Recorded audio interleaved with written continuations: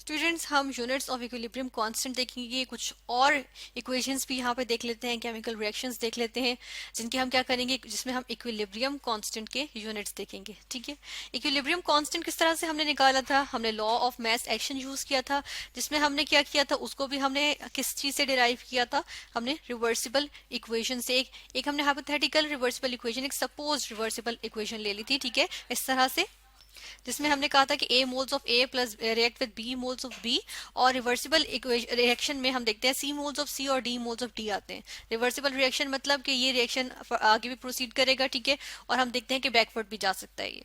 तो हम ये देखते हैं कि इसके लिए हमने क्या किया, जो हम इसके लिए जो है वो इक्विलिब्रियम कांस्टेंट निकालते हैं, वो हम किस तरह से निकालते हैं, के और उसके सबस्क्रिप्ट में हम ई क्यू लिखते हैं इक्विलिब्रियम के लिए, और ये के जो है वो कांस्टेंट है, कैपिटल के लिखते हैं। और ये हमारे पास जो इस तरह से आते हैं कि concentration of C raise to the power C moles, ठीक है, मोल्स ऑफ सी, और हम देखते हैं concentration of D raise to the power D moles इसके, ठीक है, डिवाइडेड बाय, नीचे हम प्रोडक्ट लेते हैं कि इनका जो हमारे पास रिएक्टेंट्स होंगी कंसंट्रेशन का रेज टू देयर पावर्स, ठीक है, ऑफ देयर मोल्स। ठीक है, इस तरह से ही हमारे पास आ जाता है। अच्छा, इसके आगे हम देखते हैं, ये तो हमने रिवाइज कर लिया कि इक्विलिब्रियम कांस्टेंट के लिए हम किस तरह से निकालते हैं। अब यहाँ पे यूनिट्स हम देख लेते हैं। यूनिट्स के लिए हम क्या करेंगे, यहाँ पर हम कुछ इक्वेशंस लिखेंगे। फॉर एग्जांपल एक इक्वेशन हम इस तरह से देख लेते हैं कि हमारे पास होती है कि हमारे पास है नाइट्रोजन डाइऑक्साइड, ठीक है, इसके NO2, और यहाँ पे हम देखते हैं कि रिवर्सिबल इक्वेशंस के साथ क्या बनाती है, डाई नाइट्रोजन टेट्रोक्साइड। ठीक है, तो यहाँ पर क्या आ जाएगा, N2O4, ठीक है, डाई नाइट्रोजन टेट्रोक्साइड आ जाता है। तो ये हमारे पास एक रिवर्सिबल इक्वेशन है। अब हम क्या करेंगे, यही वाले फॉर्मूले में हम क्या करेंगे कि वैल्यूज प्लेस करेंगे।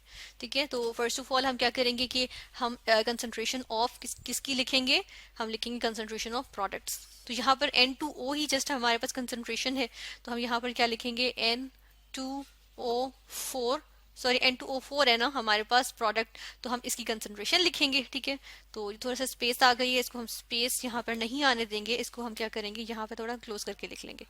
ऐसे हमने लिख लिया। ठीक है, अब यहाँ पर इसके पार क्या है, इसके मोल्स कितने हैं, 1 है, तो यहाँ 1 भी लिख सकते हैं, ना लिखना चाहें तो वो भी खैर है। ठीक है, और उसके बाद हम क्या करेंगे, इसको हम कर देंगे डिवाइड। किससे डिवाइड करेंगे, हम यहाँ पर नीचे लिखेंगे क्या चीज, जो हमारे पास रिएक्टेंट की कंसंट्रेशन यानी कि नाइट्रोजन डाइऑक्साइड। ठीक है, यहाँ पे आगे N2O, ये हमने लिखा, और हम देखते हैं कि इसके मोल्स कितने हैं, 2, तो यहाँ पर आ जाएगा स्क्वायर। ठीक है, ये इस तरह स्क्वायर आ गया। और हम देखते हैं ये हमारे पास क्या है, ये हमारे पास बेसिकली आ जाती है केमिकल इक्विलिब्रियम का जो कांस्टेंट है, ये वो हमारे पास आ जाता है। ठीक है, constant of chemical equilibrium, equilibrium constant जिसको हम कहते हैं। ठीक है, अब ऐसे करते हैं, हमें इसकी यूनिट्स देख रहे हैं, तो कंसंट्रेशन की यूनिट्स लगाएंगे। यहाँ पे कंसंट्रेशन की यूनिट्स हमारे पास क्या होते हैं, मोल्स पर लीटर, तो यहाँ पर हम लिखेंगे मोल्स पर लीटर या पर DM क्यूब। ठीक है, डेसीमीटर क्यूब भी जो है वो क्या होता है, वो हमारे पास लीटर्स को ही कहते हैं, तो ये हमने लिखा मोल्स पर डेसीमीटर क्यूब।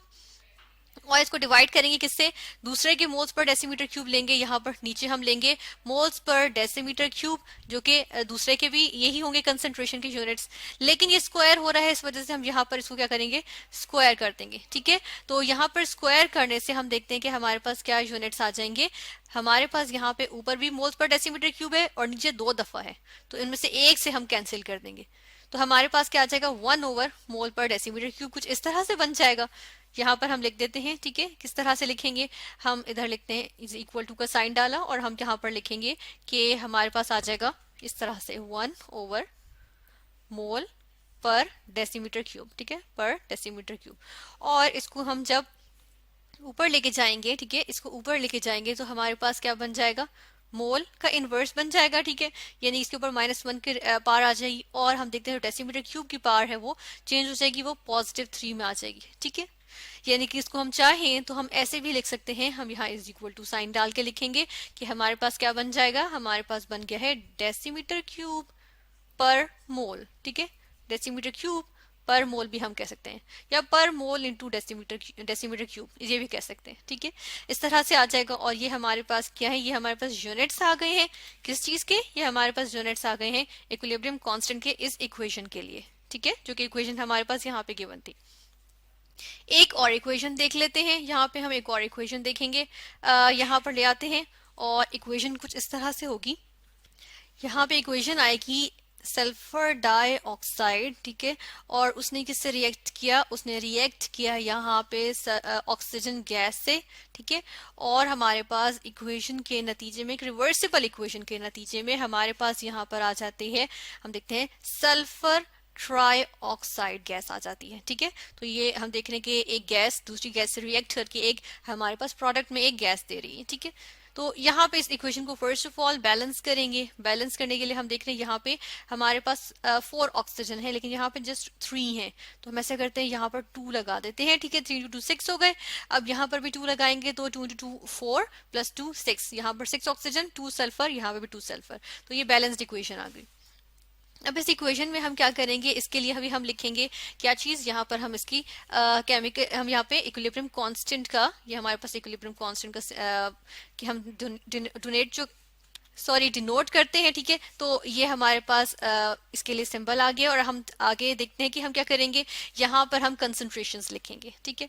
तो फर्स्ट ऑफ ऑल हम लिखेंगे सल्फर ट्राइऑक्साइड की, क्योंकि यहाँ पर सबसे जो ऊपर न्यूमरेटर में हमारे पास आती है वो किसकी आती है, प्रोडक्ट की आती है, ठीक है। Concentrations I raise to the power, उसके जो मोल्स होते हैं एक बैलेंस्ड इक्वेशन में, ठीक है। तो यहाँ बैलेंस्ड इक्वेशन में इसके मोल्स कितने हैं 2, ठीक है। तो ये स्क्वायर आ गया। फिर हम डिवाइड का साइन लगाएंगे, ठीक है, ये डिवाइड का साइन आ गया। और नीचे हम देखते हैं कि सल्फर डाइऑक्साइड है SO2, ठीक है। इसके यहाँ पे हमारे पास कंसंट्रेशन आ गई, और हम देखते हैं साथ में 2 इसके मोल्स हैं, तो इसकी जो पावर आएगी यहाँ कंसंट्रेशन की पावर ये आ जाएगी 2, ठीक है। और साथ में प्रोडक्ट आएगा, अगर यहाँ पर एक और रिएक्टेंट मौजूद है, जी बिल्कुल मौजूद है, ठीक है। तो वो क्या है, ऑक्सीजन O2, तो हम O2 की कंसंट्रेशन भी यहाँ पे मेंशन करेंगे। और हम देख रहे हैं यहाँ पर क्या है, हम देख रहे हैं कि यहाँ पर इसके जो मोल्स हैं वो 1 है, तो यहाँ पे 1 हम नहीं लगाएंगे तो भी इट्स ऑल राइट, ठीक है। फिर हम यहाँ पर अब देख लेते हैं क्या चीज, इनके यहाँ पर हम यूनिट्स देखेंगे। तो फर्स्ट ऑफ ऑल हम देखते हैं कि मोल्स पर डेसीमीटर क्यूब, हमें पता है कि कंसंट्रेशन की यूनिट्स होते हैं, मोल्स पर डेसीमीटर क्यूब आ गए, और साथ में इसका एक्चुअली स्क्वायर मौजूद है, ठीक है, इस तरह से। फिर डिवाइड का साइन लगाएंगे, नीचे सल्फर डाइऑक्साइड के हमारे पास मोल्स पर डेसीमीटर क्यूब आ जाएंगे, मोल्स पर डेसीमीटर क्यूब, ठीक है। यहाँ पे डेसीमीटर क्यूब थोड़ा सा ठीक कर देते हैं, डेसीमीटर क्यूब, और यहाँ पे हम देखते हैं कि ये स्क्वायर, ठीक है। और साथ में ऑक्सीजन की कंसंट्रेशन, स्क्वायर किस वजह से, यहाँ स्क्वायर था इस वजह से। फिर ऑक्सीजन के लिखेंगे तो ये भी हमारे पास मोल्स पर डेसीमीटर क्यूब, क्योंकि हमारे पास कंसंट्रेशन के यूनिट्स ही क्या होते हैं, मोल्स पर लीटर या मोल्स पर डेसीमीटर क्यूब, ठीक है। तो ये हमने यहाँ पर लिखे, ये इस तरह से लिखती है। अब देखिए कैंसिलेशंस कुछ हो रही है, ये पूरा का पूरा इससे कैंसिल हो सकता है, न्यूमरेटर और डिनोमिनेटर वाली एक जैसी टर्म्स हैं। तो यहाँ पर हम यूनिट देख लेते हैं, ठीक है, जिस तरह ऊपर हमने देखे थे। अब हमारे पास यहाँ पर भी बिल्कुल उसी तरीके से कुछ आ रहा है कि 1/, यहाँ पे क्या आ रहा है, मोल पर डेसीमीटर क्यूब आ रहा है, ठीक है।